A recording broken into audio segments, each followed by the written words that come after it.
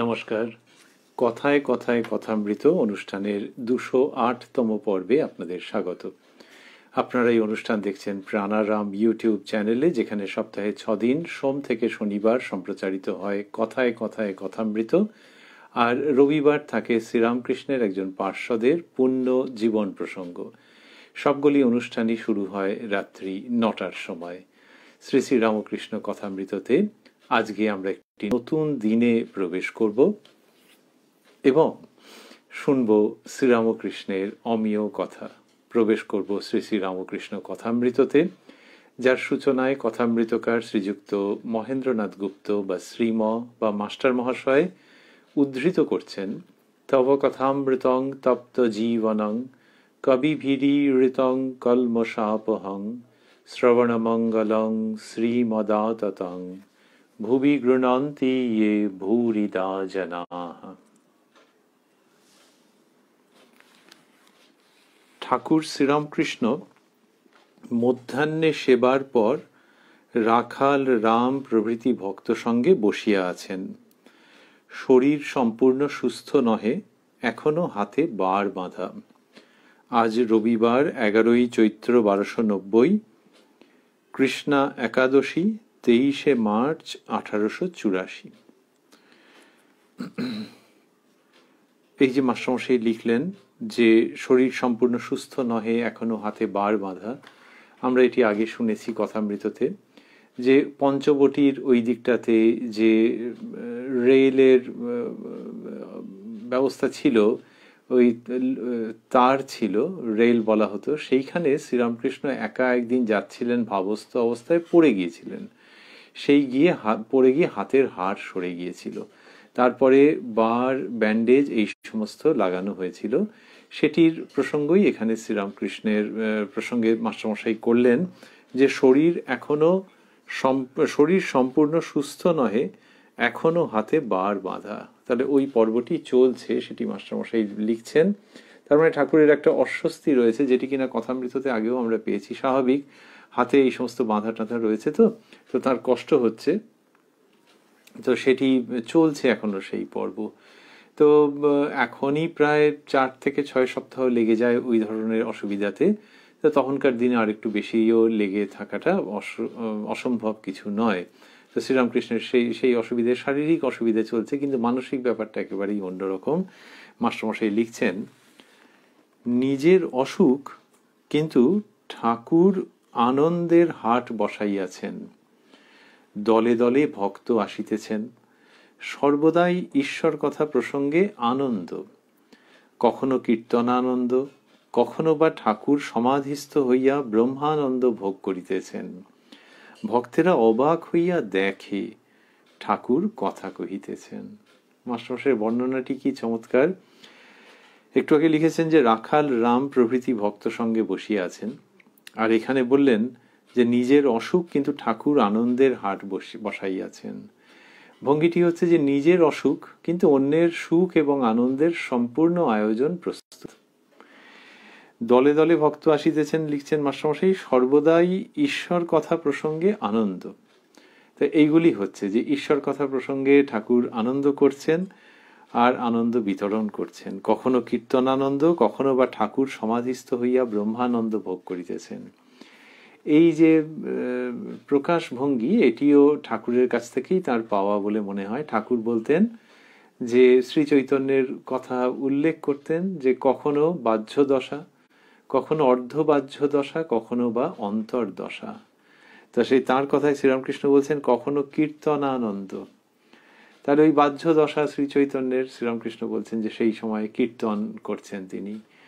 তা এখানে বলছেন কখনো কীর্তনানন্দ, আবার তারপরে অন্তর্দশা, কখনো বা ঠাকুর সমাধিস্থ হইয়া ব্রহ্মানন্দ ভোগ করিতেছেন। এরকম সমস্ত হচ্ছে। তাহলে ওই বাহ্য দশা, অর্ধবাহ্য দশা, অন্তর্দশা, এগুলি সব শ্রীরামকৃষ্ণের মধ্যে দেখা যায়। এবং যেন দুটো চূড়ান্ত জায়গা বললেন, যে কখনো কীর্তনানন্দ মানে বাইরের জগতে মেতে রয়েছেন, আর কখনো অন্তরের জগতে মেতে রয়েছেন, কখনো বা ঠাকুর সমাধিস্থ হইয়া ব্রহ্মানন্দ ভোগ করিতেছেন। ভক্তেরা অবাক হইয়া দেখে। দেখে শব্দটি খুব চমৎকার, যে তাদের মানে দেখে মানে একটাই এই রকম ক্রিয়াপদ ব্যবহার করছেন, মানে এটি সমাপ্ত হচ্ছে না, চলছে। ভক্তেরা অবাক হইয়া দেখে, দেখে মানে সেই সময় দেখে, আবার দিনের পর দিন দেখে যে কি করে হতে পারে এরকম। যিনি কীর্তনানন্দে মত্ত হচ্ছেন তিনি আবার এক এক সময় ব্রহ্মানন্দে পুরো লীন থাকছেন যেন। এ কি করে হয় বলতো? ভক্তেরা অবাক হইয়া দেখে ঠাকুর কথা কহিতেছেন।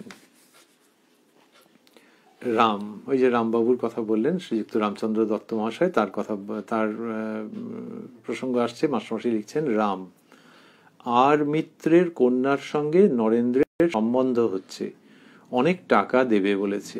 রামবাবু আত্মীয় তো নরেন্দ্রনাথ, এই কথাটি শ্রীরামকৃষ্ণের কাছে তিনি বলছেন। এটা নরেন্দ্রনাথের সেই সময়কার কথা যখন কিনা ওই বাড়িতে ওই সব সম্বন্ধ ইত্যাদি চলছে, পারিবারিক এই রকম একটা অবস্থার মধ্যে দিয়ে নরেন্দ্রনাথ যাচ্ছেন। শ্রীরামকৃষ্ণ সহাস্যে, ওই রকম একটা দলপতি হয়ে যেতে পারে, ও যেদিকে যাবে সেই দিকেই একটা কিছু বড় হয়ে দাঁড়াবে। ঠাকুর নরেন্দ্রের কথা আর বেশি তুলিতে দিলেন না। ওই নরেন্দ্রের এরকম সম্বন্ধ হচ্ছে, তো ঠাকুরের মনঃপুত নয় সেই প্রসঙ্গটি। তিনি জানেন যে নরেন্দ্র মায়ের কাজের জন্য এসেছেন, কিন্তু আবার এই পারিবারিক দিকে এটা হচ্ছে।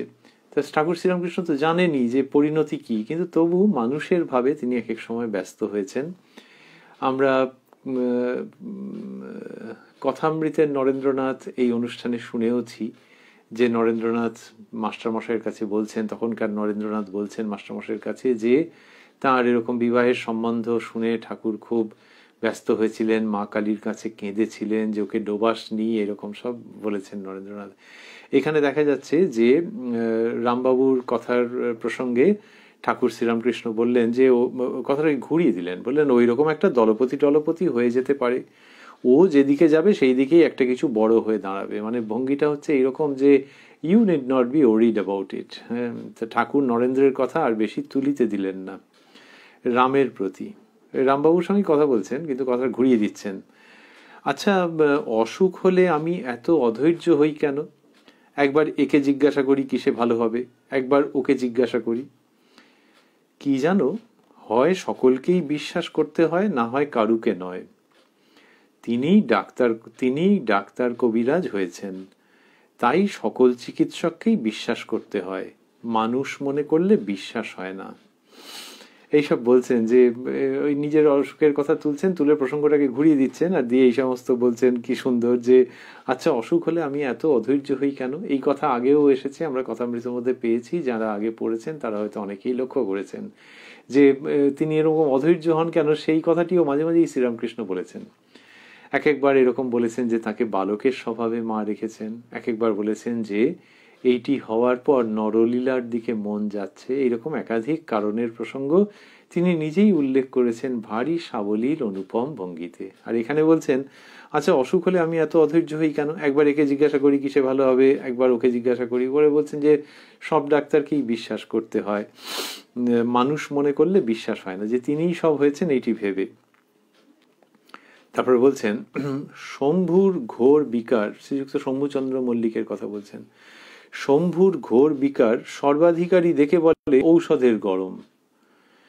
হলধারী হাত দেখালে ডাক্তার বলে চোখ দেখি ও পিলে হয়েছে, হলধারী বললে পিলে টিলে কোথাও কিছু নাই। মধু ডাক্তারের ঔষধটি বেশ, মানে কোথাও কোথাও ডাক্তারের কথা মিলছে না, আবার কোথাও মিলছে, এগুলি সব কথা প্রসঙ্গে বলছেন। রাম, ঔষধে উপকার হয় না, তবে প্রকৃতিকে অনেকটা সাহায্য করে। শ্রীরামকৃষ্ণ, ঔষধে উপকার না হলে আফিমে বাহ্যে বন্ধ হয় কেন? এরকম ভাবে তিনি বলছেন। রাম কেশবের শরীর ত্যাগের কথা বলিতেছেন। কেশববাবুর শরীর ত্যাগ হয়েছে সেই কথা রামবাবু উল্লেখ করছেন। শ্রীরামকৃষ্ণের বিশেষ ভক্ত শ্রীযুক্ত কেশবচন্দ্র সেন মহাশয়ের কথা হচ্ছে। রাম, আপনি তো ঠিক বলেছিলেন, ভালো গোলাপের, মাস্টারমশাই বন্ধনীর মধ্যে দিয়েছেন বসরাই গোলাপের গাছ হলে, ভালো গোলাপের গাছ হলে মালি গোড়া শুদ্ধ খুলে দেয়, শিশির পেলে আরো তেজে গাছ হবে, সিদ্ধ বচন তো ফলেছে। শ্রীরামকৃষ্ণ, কে জানে বাপু, অত হিসাব করি নাই, তোমরাই বলছো। কেশববাবুর দেহত্যাগে শ্রীরামকৃষ্ণ একটু মন খারাপ অনুমান করা যায়, কারণ কেশববাবু স্বদেহে থাকতে শ্রীরামকৃষ্ণ কতবার তার সঙ্গে মিলিত হয়ে কত রকমভাবে তাকে ভালোবাসার কথা অবলীলায় এবং আনন্দের সঙ্গে ব্যক্ত করেছিলেন। তো এখানে রামবাবু যখন বললেন তখন শ্রীরামকৃষ্ণ এইরকম একটু একটু আলগা আলগা থেকে যেন তার প্রতিক্রিয়া দিলেন। তারপর, রাম, ওরা আপনার বিষয়ে ছাপিয়ে দিয়েছিল মাস্টারমশাই, ওরা আপনার বিষয়ে, তারপরে বন্ধনীর মধ্যে দিয়েছেন সুলভ সমাচারে, ওরা আপনার বিষয়ে ছাপিয়ে দিয়েছিল। শ্রীরামকৃষ্ণ, ছাপিয়ে দেওয়া এ কি? এখন ছাপানো কেন? আমি খাই দাই থাকি, আর কিছু জানি না। কেশব সেনকে আমি বললাম, কেন ছাপালে? তা বললে তোমার কাছে লোক আসবে বলে। তো সুলভ সমাচারে যে ছাপানো হয়েছে শ্রীরামকৃষ্ণের প্রসঙ্গ, সেইটিতে তিনি বলছেন যে ছাপিয়ে দেওয়া এ কি, এখন ছাপানো কেন? তাহলে কখন ছাপানো সেইটি শ্রীরামকৃষ্ণই জানতেন।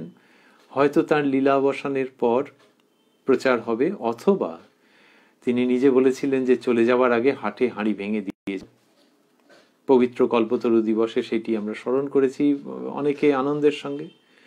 তো ওই তিনি জানতেন যে কখন তার প্রচার হবে পূর্ণোদ্যমে, কিন্তু এখন কেন ছাপাচ্ছে সেই জায়গাটাতে তিনি আপত্তি করছেন। আর বলছেন যে কেশববাবুকে তিনি বলেছিলেন, তা তিনি বলেছিলেন তোমার কাছে লোক আসবে বলে। এইটাতে শ্রীরামকৃষ্ণ একটু তির্যক হাসি মতো পেয়েছে, যে আমার এখানে লোক আসবে সেইটা সে ওখানে ছাপিয়ে ওই বন্দোবস্ত করবে, এটা কেমন যেন একটা হলো। তো শ্রীরামকৃষ্ণের সেরকম মনে হয় ভালো মতোই সেরকম একটা বোধ হয়েছে। তিনি বলছেন,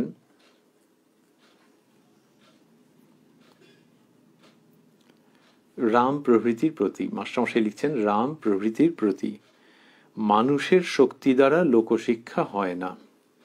ঈশ্বরের শক্তি না হলে অবিদ্যা জয় করা যায় না। এই দুটি বাক্যকে মাস্টারমশাই স্থূলাক্ষরে দিয়েছেন।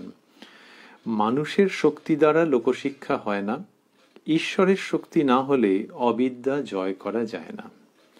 এটা কি প্রসঙ্গে বলছেন যে এই যে লোকশিক্ষা হবে শ্রীরামকৃষ্ণের মাধ্যমে, মানুষের শক্তি যে কেশববাবু এবং অন্যান্যরা সুলভ সমাচারে ছাপিয়ে দেবেন তবে লোক আসবে, এরকম নয়। তো কেশববাবুকে তিনি ভালোবাসেন, আমরা আগেও উল্লেখ করছিলাম, কিন্তু ওই যে চিন্তা, ওই যে প্রচেষ্টা, সেটাতে মানে যেন হাসতে হাসতে এটা বলছেন তির্যক হাসির সঙ্গে, মানুষের শক্তি দ্বারা লোকশিক্ষা হয় না, ঈশ্বরের শক্তি না হলে অবিদ্যা জয় করা যায় না বলে গল্প বলছেন। দুইজনে কুস্তি লড়েছিল, হনুমান সিং, দুইজনে কুস্তি লড়েছিল, হনুমান সিং আর একজন পাঞ্জাবি মুসলমান। মুসলমানটি খুব হৃষ্টপুষ্ট। কুস্তির দিনে আর আগের 15 দিন ধরে মাংস ঘি খুব করে খেলে, সবাই ভাবলে এই জিতবে।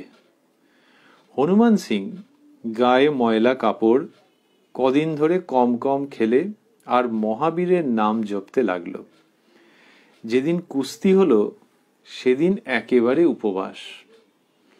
সকলে ভাবলে এ নিশ্চয়ই হারবে, কিন্তু সেই জিতল। যে 15 দিন ধরে খেলে সেই হারল বলে শ্রীরামকৃষ্ণ বলছেন, ছাপাছাপি করলে কি হবে? যে লোকশিক্ষা দেবে তার শক্তি ঈশ্বরের কাছ থেকে আসে। যে লোকশিক্ষা দেবে তার শক্তি ঈশ্বরের কাছ থেকে আসবে, আর ত্যাগী না হলে লোকশিক্ষা হয় না। তো এখানে বললেন যে এই যে মানুষের শক্তি দ্বারা হয় না, ঈশ্বরের শক্তি, সেখানে বলছেন হনুমান সিং ওই রকম আর কি ব্রত পালনের মতো করে সে করলো। এবং সে কি করলো, গায়ে ময়লা কাপড়, ময়লা কাপড় মানে আর কি শরীরের দিকে মন নেই, মানসিক স্তরে সে অনেক সংযম করছে, অনেক তপস্যা করছে, ব্রত পালন করছে, কদিন ধরে কম কম খেলে আর মহাবীরের নাম জপতে লাগলো। তো শ্রীরামচন্দ্রের বীর ভক্ত মহাবীর, তার কথা আসছে যে মহাবীরের নাম জপতে লাগলো। যেদিন কুস্তি হলো সেদিন একেবারে উপবাস। তা সবাই ভাবলো যে অন্যজন জিতে যাবে, যে ঠিক না অনেক মাংস ঘি সব খেয়েছে টেয়েছে, কিন্তু দেখা গেল হনুমান সিংই জিতে গেলেন। তাই বলছেন শ্রীরামকৃষ্ণ সেইখানে সেটি গল্পটি বলে যে ছাপাছাপি করলে কি হবে? যে লোকশিক্ষা দেবে তার শক্তি ঈশ্বরের কাছ থেকে আসবে। তাহলে ছাপাছাপি মানে এরকম কিছু প্রচার করা এমনিতে কি খারাপ না, সে যা করছে করুক, কিন্তু প্রচার করলে এর কাছে ঈশ্বরের কথা শুনতে লোকে আসবে, এটা কেশব সেন ভালোর জন্যই করেছেন, ভালো বুঝে করেছেন।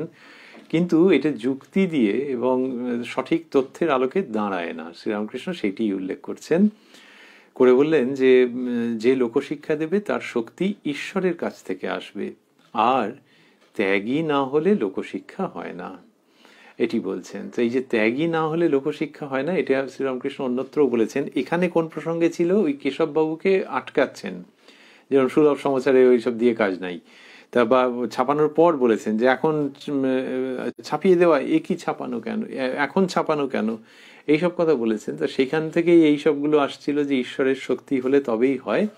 তার সঙ্গে এটুকুনি যোগ করলেন প্রয়োজনীয়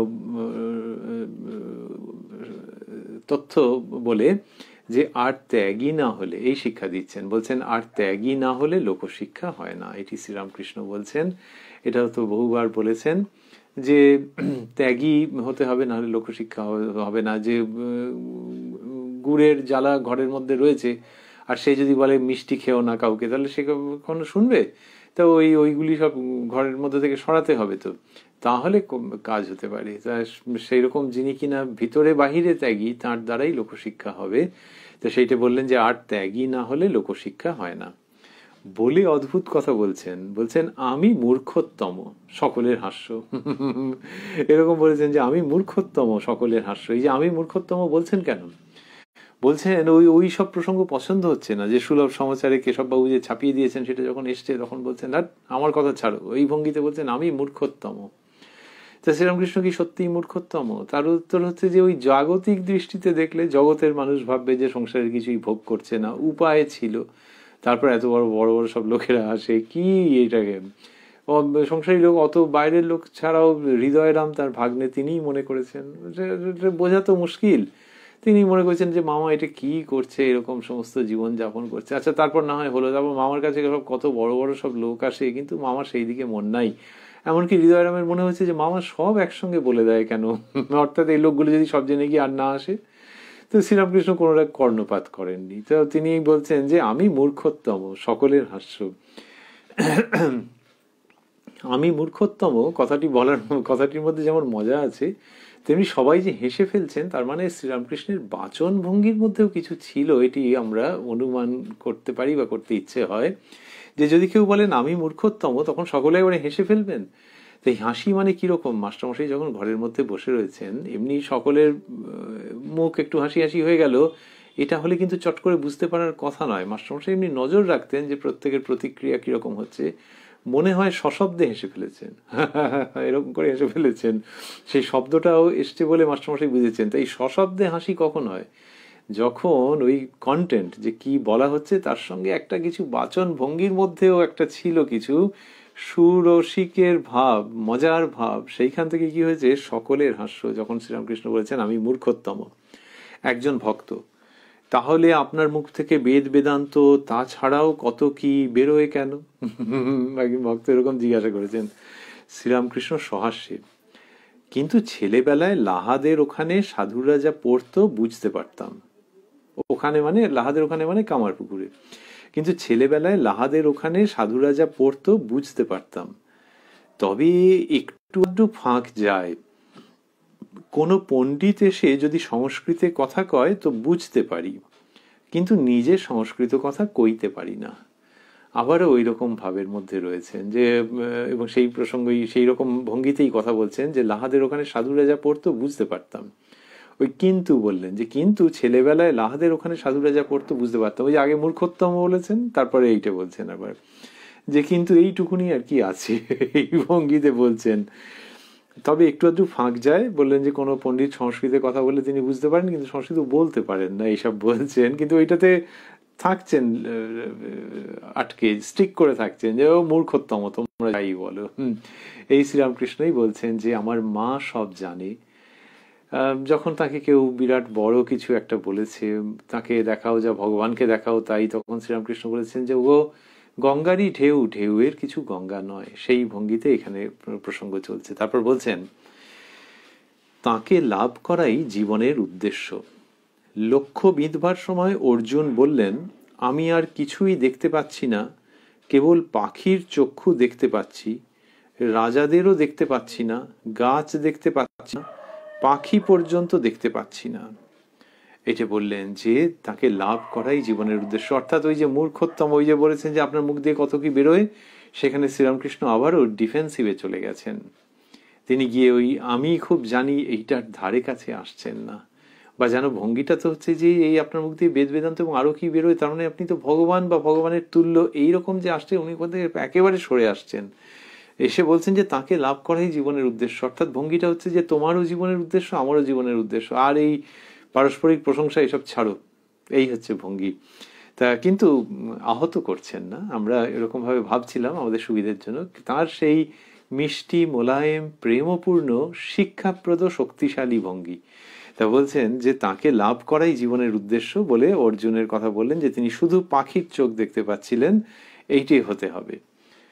তাকে লাভ হলেই হলো, শ্রীরামকৃষ্ণ বলছেন তাকে লাভ হলেই হলো, সংস্কৃত নাই জানলাম। কি সুন্দর, একেবারে সিদ্ধান্ত বাক্যের মতো করে বলছেন যে তাকে লাভ হলেই হলো, সংস্কৃত নাই জানলাম।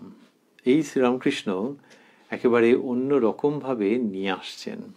এই শ্রীরামকৃষ্ণ অন্যরকম ভাবে নিয়ে আসছেন কোনটিকে? এই ধর্ম এবং আধ্যাত্মিকতার চর্চা। তাকে তিনি বলছেন সংস্কৃত নাই জানলাম। তাহলে শাস্ত্র পড়া হবে না, যে নাই পড়া হলো, কিন্তু তাকে জানতে হবে। তাহলে তাকে শাস্ত্র না পড়ে জানা যাবে? হ্যাঁ, যদি তোমার নিষ্ঠা ব্যাকুলতা থাকে। এটা কি তিনি সাধারণ ভক্তদের জন্য বলছেন? তার জীবনে সত্যি হতে পারে, অন্যদের জীবনে, হ্যাঁ অবশ্যই অন্যদের জীবনে বলছেন, কারণ ঘরে তো সাধারণ মানুষরা রয়েছেন। এবং শ্রীরামকৃষ্ণের কৃপায় মাস্টারমশাইয়ের মাধ্যমে যে কথামৃত রচিত হচ্ছে, বোঝাই যাচ্ছে যে শ্রীরামকৃষ্ণের কৃপা যেকালে রয়েছে, তার ইচ্ছা যেহেতু এর মধ্যে নিহিত হয়ে রয়েছে, সুতরাং এই যে একটি আনকন্ডিশনাল স্টেটমেন্ট যে সংস্কৃত নাই জানলাম, এটি সকলের জন্যই প্রযোজ্য।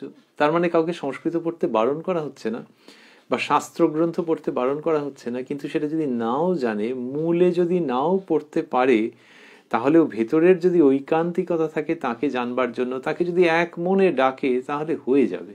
সেটি একটু পরেই একটি দৃষ্টান্ত দেবেন, সংসার জীবনের দৃষ্টান্ত দেবেন। কিন্তু একেবারে ওই যে বলছেন যে লক্ষ্য বিঁধবার সময় অর্জুনের যে অবস্থা, একদম ঠিক জায়গাটিতে যেমন পৌঁছে যায় তীর, সেরকম শ্রীরামকৃষ্ণের অমৃতময়ী বাণী সঠিক দিক নির্দেশ করে দিচ্ছে, সেটি আমরা শুনবো।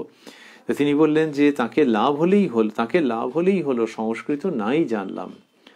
তার কৃপা পণ্ডিত মূর্খ সকল ছেলেরই উপর, যে তাকে পাওয়ার জন্য ব্যাকুল হয়, বাপের সকলের উপর সমান স্নেহ। এই বাক্যটি স্থূলাক্ষরে, বাপের সকলের উপর সমান স্নেহ। তা বললেন যে তার কৃপা পণ্ডিত মূর্খ সকল ছেলেরই উপর।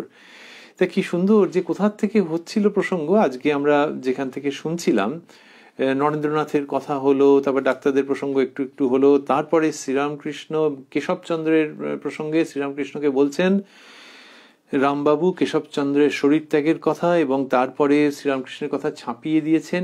ওই যে জায়গা, যে ওইরকম ভাবে প্রচার করতে নেই, ওই ঈশ্বরের ইচ্ছা হলেই প্রচার হবে, সেইটি করতে করতে করতে করতে চলে এসেছে, বা শ্রীরামকৃষ্ণ কি অনুপম ভঙ্গিতে নিয়ে এসছেন, যে ওই ঈশ্বরের কৃপা সমানভাবে সকলের উপর, যেমন বাপের কৃপা, এই জায়গাতে নিয়ে চলে এসেছেন। অর্থাৎ তিনি আর উপদেষ্টার ভূমিকায় নেই, আচার্যর ভূমিকায় নেই, যদিও সেইটিই করছেন, কিন্তু যেন অংশগ্রহণকারীদের মধ্যে একজন, আলোচনায় অংশগ্রহণকারীদের মধ্যে একজন, এই ভঙ্গিতে বলে চলেছেন বাপের সকলের উপর সমান স্নেহ। এটি বলবার পর বলছেন বাপের 5টি ছেলে, 2-1 বাবা বলে ডাকতে পারে, আবার কেউ বা বলে ডাকে, কেউ বা পা বলে ডাকে, সবটা উচ্চারণ করতে পারে না। যে বাবা বলে তার উপর কি বাপের বেশি ভালোবাসা হবে? যে পা বলে তার চেয়ে? বাবা জানে এরা কচি ছেলে, বাবা ঠিক বলতে পারছে না। কি সুন্দর করে বললেন এগুলি, যে 5টি ছেলের মধ্যে 2-1 মাত্র বাবা বলে ডাকতে পারে, আর কেউ অন্যরা অন্যরকম ডাকছে। তো যে বাবা বলে তার উপর কি বাপের বেশি ভালোবাসা হবে? যে পা বলে তার চেয়ে? তার মানে হচ্ছে যে পা বলে তার উপরে বেশি ভালোবাসা। বাবা জানে এরা কচি ছেলে, বাবা ঠিক বলতে পারছে না। তো এই যে বলতে পারছে না, কি মিষ্টি একটি চিত্র শ্রীরামকৃষ্ণ এটি বলছেন। এবং এখানে তিনি কিরকম সুন্দর করে ব্যবহার করছেন, যে আচ্ছা এটা মা বলেও তো হতে পারতো, কিন্তু ওটা ব্যবহার করেননি। মার থেকে আর সংক্ষেপ কি হবে, যখন পারে একেবারে মা বলে, আর যখন পারে না পারে না। কিন্তু বাবা তো 2 অক্ষরের শব্দ, সুতরাং ওতে সাকসেস ইন ইনস্টলমেন্টস হতে পারে। সেই জায়গা থেকে গল্পটিকে এনেছেন, এনে বলছেন যে বাবা পুরো বলতে পারছে না, এই হয়ে গেছে ব্যাপার। বাবা বলতে পারছে না, বা বলছে, আবার কেউ কেউ পা বলছে, কি গন্ডগোলের কারবার। কিন্তু বলছেন যে যে বাবা বলে তার উপর কি বাপের বেশি ভালোবাসা হবে? তাহলে এখানে ইঙ্গিতটা একেবারে অন্যরকম হয়ে গেল। অন্যরকম হয়ে গেল যে বাবা বলছে মানেই তার উপরে বেশি ভালোবাসা হবে, তার কোনো মানে নেই। তো সে তার উপরে হতে পারে, অন্যজনের উপরে হতে পারে। যে পা বলে তার চেয়ে, তাহলে যে বাবা বলে তার উপর বেশি ভালোবাসা, as compare to the one who is saying only পা। বাবা জানে এরা কচি ছেলে, বাবা ঠিক বলতে পারছে না। তো এর মধ্যে দিয়ে হচ্ছে যে যে কিনা সংস্কৃত জানে না, উচ্চারণ ঠিক মতো করতে পারে না, তার উপরেও ঈশ্বরের কৃপা আছে, ভালোবাসা আছে। একটু আগে নিজের কথা বললেন যে কিন্তু নিজে সংস্কৃত কথা কইতে পারি না। তো এই এই তার উপরেও ঈশ্বরের ভালোবাসার কৃপা রয়েছে। আর এখানে ইঙ্গিতটা যেন ওরকম ছুঁয়ে গেল যে যে পা বলে তার উপরে আরো থাকবে।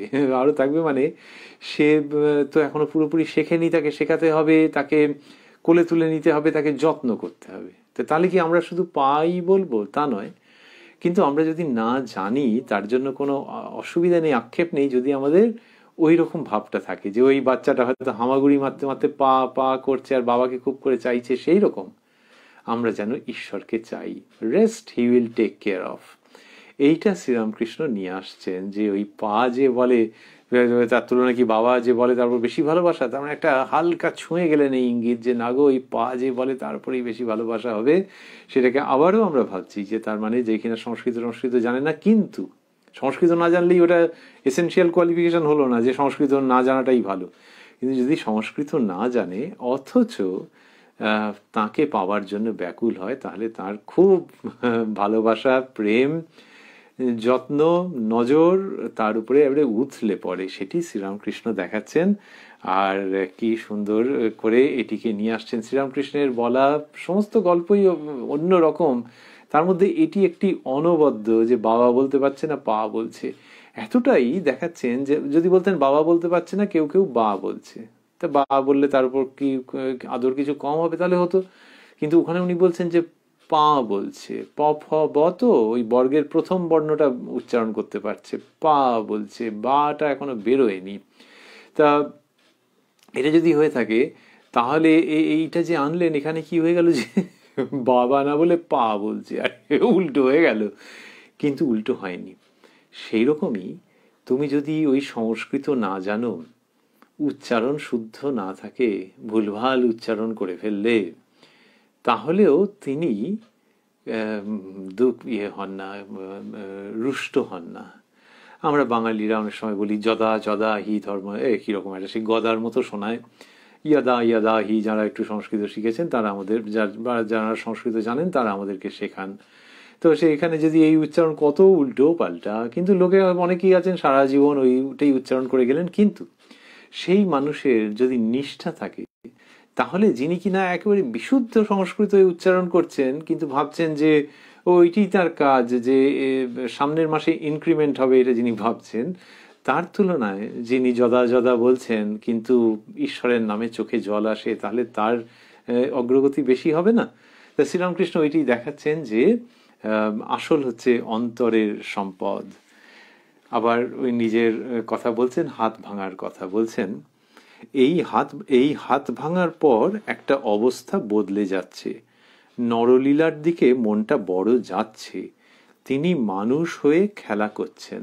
এটি আমরা গতকালের অনুষ্ঠানেও শুনেছি যে শ্রীরামকৃষ্ণ বলছেন যে নরলীলার দিকে মনটা যাচ্ছে। এই যে নরলীলার দিকে মনটা যাচ্ছে এর মানে কি আমরা আগের অনুষ্ঠানে শুনেছি, আবারও স্মরণ করব যে নরলীলা মানে প্রত্যেক মানুষের মধ্যেই তার প্রকাশ, ঠিক সেই জায়গায় নয়, আরেকটু ওপরে। প্রত্যেক মানুষের মধ্যে অবশ্যই তার প্রকাশ, সেটা তো শ্রীরামকৃষ্ণ বলেছেন যে বিভু রূপে তিনি সর্বত্র আছেন। কিন্তু নরলীলা যখন বলা হচ্ছে, তার মানে যেখানে মানুষের মধ্যে ভগবানের প্রকাশ বা মানুষকে দেখলে ভগবানের উদ্দীপন হয়, সেই ব্যাপারটা দারুণ, ওয়ান্ডারফুল। তা বলছেন যে নরলীলার দিকে মনটা বড় যাচ্ছে। তো এই যে নরলীলা, ভগবান যখন মানুষ হয়ে লীলা করেন এইটা ভাবতে খুব ভালো লাগছে। আগের দিন আমরা শুনেছি যে শ্রীরামকৃষ্ণ বলেছেন, আবার বলেছেন সেই জন্য নরেন্দ্র রাখাল এদেরকে দেখবার জন্য ব্যাকুল হই। তো ওই যে ভাবটি, সেইটির দিকে খুব হাত ভাঙার পর একটা অবস্থা বদলে যাচ্ছে। এখন এই যে হাতটা ভাঙার পর কেন ওনার এই অবস্থাটা হচ্ছে সেটা বলা যায় না, কিন্তু ওটা হচ্ছে। একটা কারণ হতে পারে, শ্রীরামকৃষ্ণ যেরকম ভাবে বলেছেন, আমরা একাধিক দিনের অনুষ্ঠানে সেটিতে থেকেছি, যে ওই শরীরের দিকে নজর যাচ্ছে, তো হাতটা তো ট্রাবল দিচ্ছে, একটা পেইন রয়েছে, তো এই শরীরের দিকে নজর যাচ্ছে। শরীরের দিকে নজর যাওয়া মানে দ্বৈত ভূমি। এই দ্বৈত ভূমিতে এসে শ্রীরামকৃষ্ণ তো আর এটা ওটা সেটা নিয়ে চিন্তা করতে পারছেন না, সেখানে ওই নরলীলার দিকে মন যাচ্ছে। রামচন্দ্র তার কি দুঃখ, সে পত্নীকে নিয়ে তিনি ঘুরছেন বনবাসে, কিন্তু পিতৃসত্য রক্ষার জন্য গেছেন। আবার ওই ভিলেনের মতো রাবণের আবির্ভাব, সিনের মধ্যে রাবণের উপস্থিতি, এবং তার ফলে কি কাণ্ড, লঙ্কা কাণ্ড, এই সমস্ত হয়েছে। তা রামচন্দ্র সীতার শোকে কেঁদেছিলেন, শ্রীরামকৃষ্ণ বলতে ভালোবাসতেন এরকম। আবার অর্জুন পাণ্ডবদের সঙ্গে শ্রীকৃষ্ণ ঘুরছেন, তবু পাণ্ডবদের দুঃখের শেষ নেই, এই কথা ভেবে ভীষ্মদেব সরসজ্জায় শুয়ে কাঁদছেন। এই তাহলে শারীরিক কষ্টের সঙ্গে এইগুলো হয়তো জড়িত হয়ে যাচ্ছে, এগুলি লিঙ্কড হয়ে যাচ্ছে, এবং সেইখান থেকে শ্রীরামকৃষ্ণের নরলীলায় মন আসছে। তা তিনি বলছেন যে এই হাত ভাঙার পর একটা অবস্থা বদলে যাচ্ছে, নরলীলার দিকে মনটা বড় যাচ্ছে। তিনি মানুষ হয়ে খেলা করছেন, মাটির প্রতিমায় তার পূজা হয় আর মানুষে হয় না। এই যে উক্তিটি, এই উক্তিটি নানান রকমের ব্যাখ্যা হয়, কিন্তু আমরা যখন প্রসঙ্গের মধ্যে থেকে দেখছি, কনটেক্সচুয়াল অবজারভেশনের মধ্যে থাকছি, তখন দেখছি যে শ্রীরামকৃষ্ণ এটি বলছেন যে সেটি হচ্ছে ওই নরলীলার প্রসঙ্গে, ঈশ্বরের বা সচ্চিদানন্দের নরলীলার প্রসঙ্গে, যে প্রতিমায় তার পুজো হয় আর মানুষে হয় না। মাটির প্রতিমায় তার পূজা হয়, তাহলে মাটির প্রতিমায় আগের দিনের অনুষ্ঠানে আমরা শুনেছি যে তার আবির্ভাব হয়। এই পূজা হয় মানে একটা কল্পিত নয়, তিনি বলেছেন তো এটি, যে তার আবির্ভাব হয়। এখানেও সেই ভাবের কথাই বলছেন, যে মাটির প্রতিমায় তার পূজা হয়, তার মানে পূজা সার্থক সফল হয়, তিনি আবির্ভূত হন বলে। আর মানুষে হয় না, এই মানুষে হয় না মানেই হচ্ছে যে মানুষের মধ্যেই তিনি আবির্ভূত হয়েছেন, এটা বিশ্বাস করা যাচ্ছে না। কিন্তু অনেকেই বিশ্বাস করতে পারে না। সমসাময়িক কালে শ্রীরামকৃষ্ণ বলেছেন যে শ্রীরামচন্দ্র যখন জগতে এসছেন, তখন ভরদ্বাজাদি 12 জন ঋষি জানতেন যে তিনি অবতার। বাকিরা বলেছেন যে তুমি ছেলে, দশরথের ছেলে, এরকম বলেছে। তো সকলে তো বুঝতে পারে না। আবার অনেকে ভাবে যে আবার হয় নাকি, যে সেই তিনি অখণ্ড সচ্চিদানন্দ, তিনি এই মানুষ রূপে আবির্ভূত হয়েছেন এই 14 পোয়ার শরীরটার মধ্যে। সেই জায়গা থেকে শ্রীরামকৃষ্ণের এই বক্তব্য, in anticipation of that objection, শ্রীরামকৃষ্ণের এই বক্তব্য যে মাটির প্রতিমায় তার পূজা হয় আর মানুষে হয় না, বলে বলছেন, একজন সদাগর লঙ্কার কাছে জাহাজ ডুবে যাওয়াতে লঙ্কার কূলে ভেসে এসেছিল। বিভীষণের লোকেরা বিভীষণের আজ্ঞায় লোকটিকে তার কাছে লয়ে গেল। তার একজন সদাগর, ব্যবসায়ী, লঙ্কার কাছে জাহাজ ডুবে যাওয়ায় লঙ্কার কূলে ভেসে এসেছিল। এবার তো রাক্ষসদের ব্যাপার। তো বিভীষণের লোকেরা বিভীষণের আজ্ঞায় লোকটিকে তার কাছে লয়ে গেল।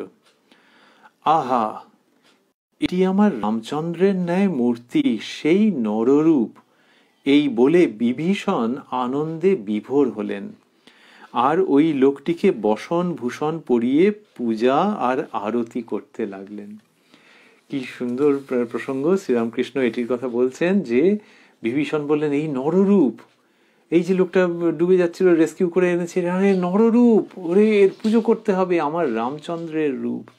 তা বলছেন এটি আমার রামচন্দ্রের ন্যায় মূর্তি, সেই নররূপ, এই বলে বিভীষণ আনন্দে বিভোর হলেন, আর ওই লোকটিকে, সে একজন সদাগর মানুষ, আর ওই লোকটিকে বসন ভূষণ পরিয়ে পূজা আর আরতি করতে লাগলেন। তাহলে ওই যে মানুষের মধ্যে তার আবির্ভাব, এই মানুষ, এই লোককে দেখে ওই মানুষ শ্রীরামচন্দ্রের কথা মনে পড়ছে, যার মধ্যে পূর্ণ আবির্ভাব।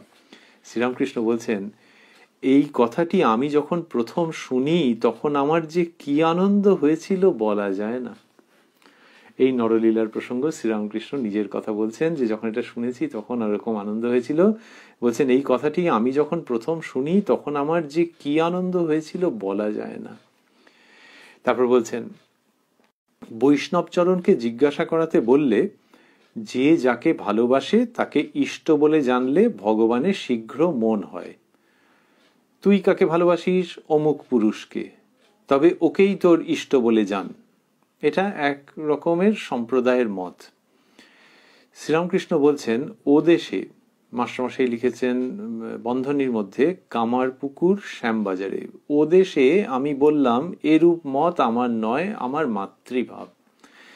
এখানে এটি কোনটা এলো যে মানুষের মধ্যে তার প্রকাশ, মানে don't take it to such dilute extreme. মানুষের মধ্যে মানে এই অবতারের মধ্যে এবং শুদ্ধ সত্য পবিত্র ছেলেদের মধ্যে এইরকম ভাবে ভাবা যেতে পারে, বা মেয়েদের মধ্যে দেবীর প্রকাশ, কিন্তু তাই বলে ওই লেভেলটাতে টেনো না। কোনটা? ওই যে বললেন যে বৈষ্ণবচরণকে জিজ্ঞাসা করাতে বললে যে যাকে ভালোবাসে তাকে ইষ্ট বলে জানলে ভগবানের শীঘ্র ময়। তুই কাকে ভালোবাসিস, এটা রোমান্টিক দিক দিয়ে যাচ্ছে আর কি, শ্রীরামকৃষ্ণের নিচ্ছেন না। তুই কাকে ভালোবাসিস? অমুক পুরুষকে, তবে ওকেই তোর ইষ্ট বলে জান। কেন নিচ্ছেন না শ্রীরামকৃষ্ণ? কারণ কি, এগুলো এই যুগে ওরকম সহজ নয়, এবং এগুলোর বিক্ষেপ হতে পারে, এগুলো থেকে মানুষের বিক্ষেপ হতে পারে, তো বিক্ষেপ হয়ে অন্য দিকে চলে যেতে পারে, নিচে নেমে যেতে পারে মন। তা সেই জায়গা থেকে শ্রীরামকৃষ্ণ এগুলিকে গ্রহণ করতে চাইছেন না, বা এগুলি সকলের জন্য অনুমোদন করতে চাইছেন না। তা বললেন যে ওদেশে আমি বললাম এরূপ মত আমার নয়, আমার মাতৃভাব। আমার মাতৃভাব এরকম বলছেন যে স্ত্রীলোককে মাতৃরূপে দেখতেন, সুতরাং ওই জায়গাটাকে নিচ্ছেন না। বলছেন, দেখলাম যে লম্বা লম্বা কথা কয় আবার ব্যভিচার করে। এই শব্দগুলি স্থূলাক্ষরে, লম্বা লম্বা কথা কয় আবার ব্যভিচার করে। তারপর শ্রীরামকৃষ্ণ বলছেন, মাগিরা জিজ্ঞাসা করলে আমাদের কি মুক্তি হবে না? তার মানে ওই রকম টাইপেরই তারা, এখনকার দিনের ভাষায় বলে ওই মেয়ে ছেলেগুলো জিজ্ঞাসা করলে। তা কাউকে অবজ্ঞা করা নয়, কিন্তু কারা কি জিজ্ঞেস করছে। তা শ্রীরামকৃষ্ণ বলছেন যে তারা জিজ্ঞেস করলে আমাদের কি মুক্তি হবে না? আমি বললাম, হবে যদি একজনেতে ভগবান বলে নিষ্ঠা থাকে, 5টা পুরুষের সঙ্গে থাকলে হবে না। কাম কাঞ্চন ত্যাগী শ্রীরামকৃষ্ণ তিনি এইভাবে করে বলেছেন। স্বামী বিবেকানন্দ বলেছেন কামিনী কাঞ্চন ত্যাগী, আবার পৃথিবীর কাছে বলবার জন্য কাম কাঞ্চন ত্যাগী। কারণ তিনি যে পুরুষ মানুষকে কামিনী সম্পর্কে বা মেয়েদের সম্পর্কে সতর্ক করেছেন তাই নয়, মানে যে কিনা ঈশ্বরের পথে এগোতে চায় তাকে যে সতর্ক করেছেন পুরুষদেরই শুধু তাই নয়। এখানে দেখা যাচ্ছে ওদেরকে বললেন যে 5টা পুরুষের সঙ্গে থাকলে হবে না।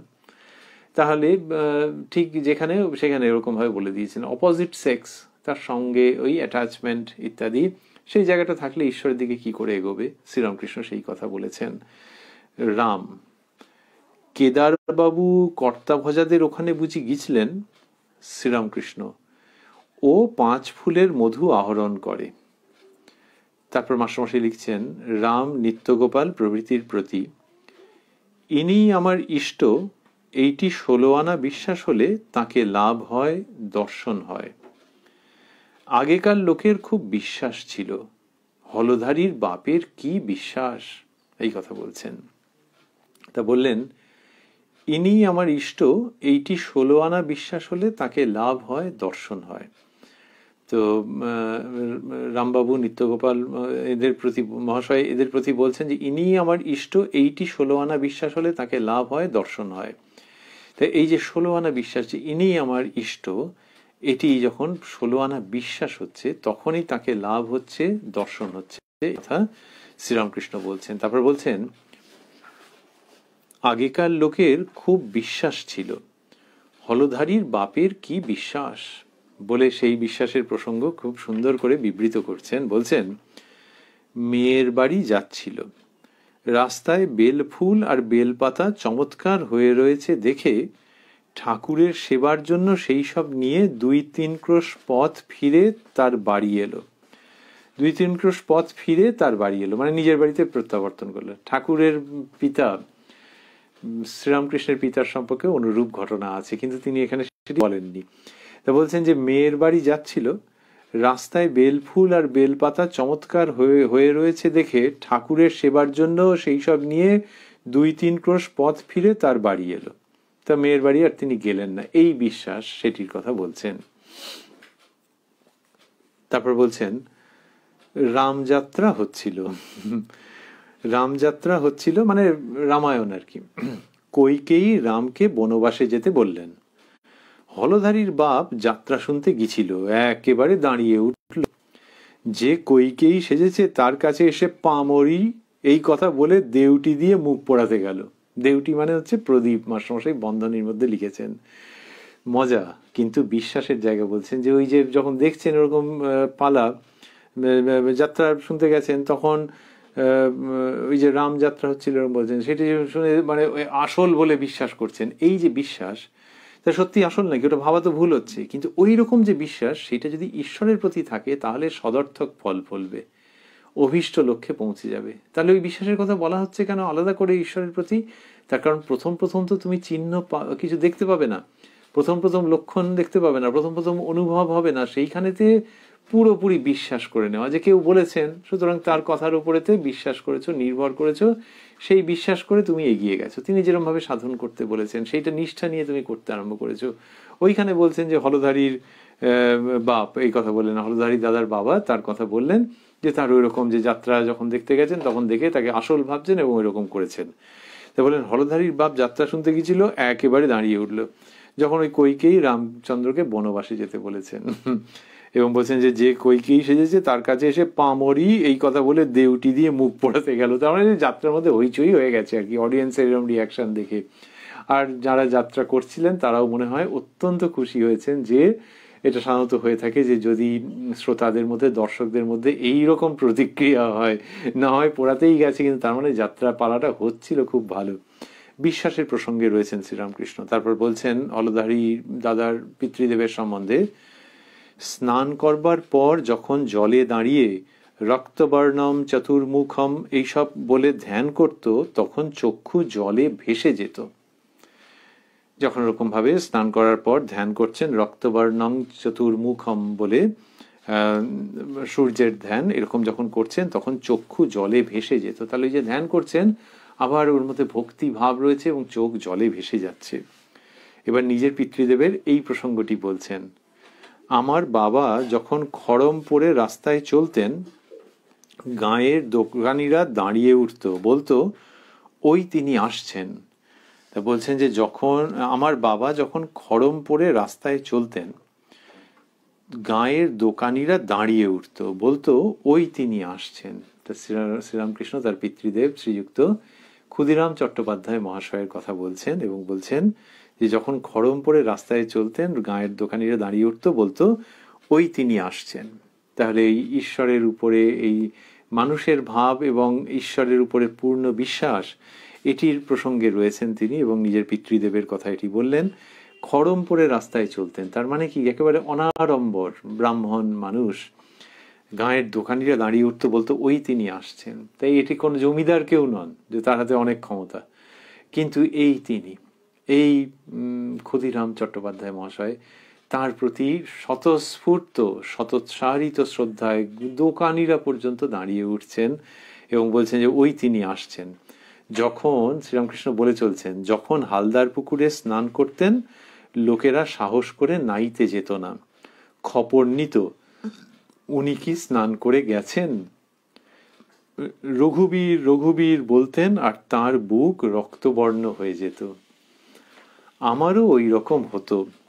বৃন্দাবনে ফিরতি গোষ্ঠ দেখে ভাবে শরীর ওইরূপ হয়ে গিয়েছিল। তখনকার লোকের খুব বিশ্বাস ছিল, নিজের প্রসঙ্গ একটু বলেই আবার আগেকার দিনের কথাই বলছেন, তখনকার লোকের খুব বিশ্বাস ছিল হয়তো কালী রূপে তিনি নাচছেন, সাধক হাততালি দিচ্ছে, এই রূপ কথাও শোনা যায় যে সাধক হাততালি দিচ্ছেন এবং তিনি কালী রূপে নাচছেন, মানে সাধকের সেই দর্শন হচ্ছে। শ্রীরামকৃষ্ণ বলছেন যে এইরকম সব হয়েছে, মানে তখনকার দিনের লোকের বিশ্বাস ছিল, সেই জন্য দর্শনও হতো। খুব বিশ্বাস থাকলে দ্রুত দর্শন হয়, এটি শ্রীরামকৃষ্ণ একাধিকবার বলেছেন। এখানেও বললেন কিরকম কি, কিন্তু কি অদ্ভুত ভাবে অল্প কথার মধ্যে দিয়ে তিনি রূপচিত্র ফোটাতে পারতেন, ভাবলে আমরা বিস্মিত হই। এখানে বিশ্বাসের প্রসঙ্গে বললেন যে তখনকার লোকের খুব বিশ্বাস ছিল হয়তো কালী রূপে তিনি নাচছেন, মানে মা নাচছেন এবং সাধকের দর্শন হচ্ছে, হয়তো কালী রূপে তিনি নাচছেন, সাধক হাততালি দিচ্ছে, এরূপ কথাও শোনা যায়। এই বলতে বলতে প্রসঙ্গ শেষ হচ্ছে, আমরাও সেই রকম ভাবেই সমাপন করব। মাস্টারমশাই লিখছেন, পঞ্চবটির ঘরে একটি হঠযোগী আসিয়াছেন। এঁড়েদর কৃষ্ণকিশোরের পুত্র রামপ্রসন্ন ও আরো কয়েকটি লোক ওই হঠযোগীকে বড় ভক্তি করেন। কিন্তু তার আফিম আর দুধে মাসে 25 টাকা খরচা পড়ে। রামপ্রসন্ন ঠাকুরকে বলেছিলেন, আপনার এখানে অনেক ভক্তরা আসে, কিছু বলে কয়ে দিবেন হঠযোগীর জন্য, তাহলে কিছু টাকা পাওয়া যায়। ঠাকুর কয়েকটি ভক্তকে বলিলেন, পঞ্চবটিতে হঠযোগীকে দেখে এসো, কেমন লোকটি। এরকম প্রসঙ্গ হয়েছে। এরপরে কি হচ্ছে, এরপরে আরেকজন মানুষ আসবেন এবং প্রসঙ্গ আরেকটু অন্যদিকে গড়াবে এবং অদ্ভুত অদ্ভুত সুন্দর সুন্দর ধর্মকথা যথারীতি আসতে আরম্ভ করবে। এই জায়গাটিতে আজকে আমরা থামবো। আমরা রয়েছি উদ্বোধন কার্যালয়ে প্রকাশিত শ্রী শ্রী রামকৃষ্ণ কথামৃতর 407 পৃষ্ঠায়, রয়েছি 23শে মার্চ 1884 প্রসঙ্গে। ঠাকুর শ্রীরামকৃষ্ণের কৃপা সাপেক্ষে আগামীকাল আমরা আবারও মিলিত হব কথায় কথায় কথামৃত অনুষ্ঠানে রাত্রি 9টার সময় প্রাণারাম ইউটিউব চ্যানেলে। আর ওই যে ঠাকুর বললেন সেটি আমরা ভাবছি যে বাবাকে বাবা বলে ডাকতে পারে না, বা বলে ডাকে কি পা বলে ডাকে, তার প্রতি কি ভালোবাসা কম হবে? এটি যখন বলছেন আমাদের এত আনন্দ হচ্ছে এটি পড়তে, ভাবতে এবং অনুধ্যান করতে। আর ওই যে বাবার কথা বলেছিলেন শ্রীরামকৃষ্ণ, তা আমরা ভাবছি যে পুরুষ মানুষের কথা বলেছেন, আর আমাদের সেইখানে খুব তাড়াতাড়ি শ্রীরামকৃষ্ণের কথা ভাবতে ইচ্ছে করছে যে তাকেও যখন আমরা ডাকছি কত রকমের ভুল ভ্রান্তি তো হতেই পারে। তিনি সংস্কৃতের কথা বলেছেন, কিন্তু আমরা যখন বাংলা ভাষাতেও বলছি তখনও ভুল ভ্রান্তি হতে পারে। কিরকম? তথ্যগত ভুল হতে পারে। আরেকটি হচ্ছে যে তার ভাব, সেটি কি আমরা ধরতে পারবো?